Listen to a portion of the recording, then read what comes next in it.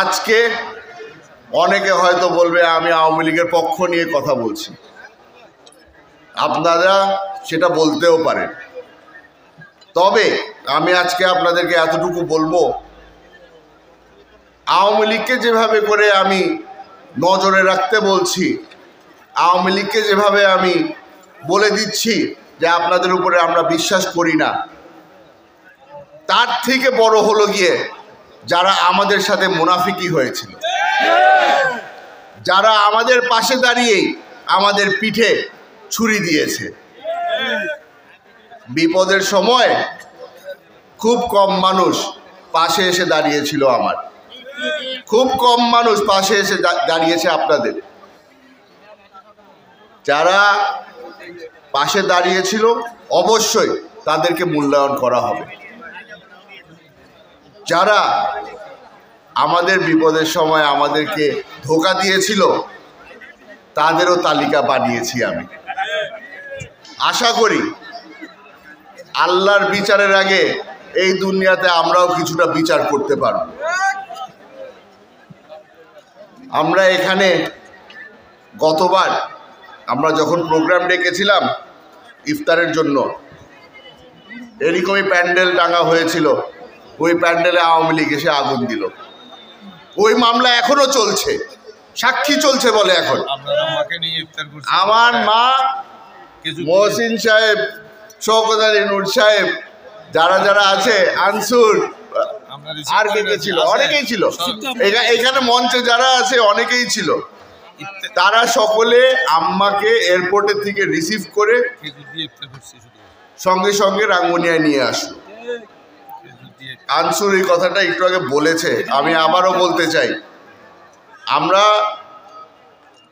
আমাদের এখানে নেতাকর্মীরা আমাকে এসে বলল আপনার জন্যে ঠিক হবে না, আপনি এলাকায় যেতে পারবেন না, ওখানে হামলা হওয়ার সম্ভাবনা বেশি, আপনাকে তারা নজরে রেখেছে, আপনার উপরে হামলা হওয়ার সম্ভাবনা বেশি। আমি বললাম ঠিক আছে, যেহেতু আপনারা বলছেন আমি আপনাদের কথা নিয়ে নিলাম, আমি এলাকায় যাব না। আম্মাকে যখন এই কথা বলা হলো তখন আমার মা খালি একটাই জিনিস বলেছে, কাদেরনগর আমার বাড়ি, আমার বাড়ির থেকে আমাকে কে বাইরে রাখতে পারে আমি দেখতে চাই। গাড়িতে আনসুর বসা ছিল, তারা চলে আসলো এখানে। আম্মা এসে দেখলো বাড়িতে আগুন দেওয়া হয়েছে, খেজুর দিয়ে ইফতার করলো। কিন্তু এখানের এলাকাবাসী যারা ছিল তাদেরকে আশ্বস্ত করলো যে সালাউদ্দিন কাদের চৌধুরীর পরিবার রাঙ্গুনিয়া ছেড়ে কোনো সময় যাবে না। বারবার করে বলা হচ্ছে রাঙ্গুনিয়ার নেতৃত্ব দিতে হবে রাঙ্গুনিয়ার মানুষদেরকে, আপনাদের উপরে ছেড়ে দিচ্ছি। বাবা ওয়াদা করে গিয়েছিল মরে গেলে দাফন যেন রাঙ্গুনিয়াতে করা হয়। আমার সাক্ষী এখানে অনেক আছে। এই বাড়িতে দাঁড়িয়ে আমিও বারবার করে বলেছি, ত্যাগ করলাম, ওয়াদা করে যাচ্ছি আপনাদের কাছে, মরে গেলে বাবার পাশে শুব না, রাঙ্গুনিয়ার মাটিতেই শুব। আমার বিপদের সময় আমি রাউজানের মানুষকে পাশে পাইনি, আমি ফটিকছড়ির মানুষকে পাশে পাইনি, আমি রাঙ্গুনিয়ার মানুষের উপরে ভরসা করি। রাঙ্গুনিয়ার মানুষ আমার পাশে দাঁড়িয়েছিল।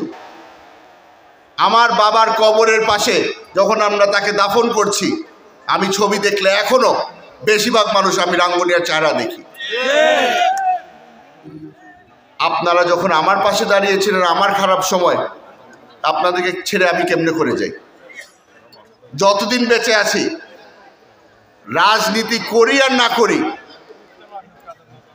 রাঙ্গুনিয়ার গোলাম হিসাবে আমি থেকে যাব। আপনারা আমার পরিবারের জন্য যত করেছেন, এই ঋণ আমি কোনো সময় শোধ করতে পারবো না। বাংলাদেশ জাতীয়তাবাদী দল আপনাদের এই ঋণ শোধ করতে পারবে না।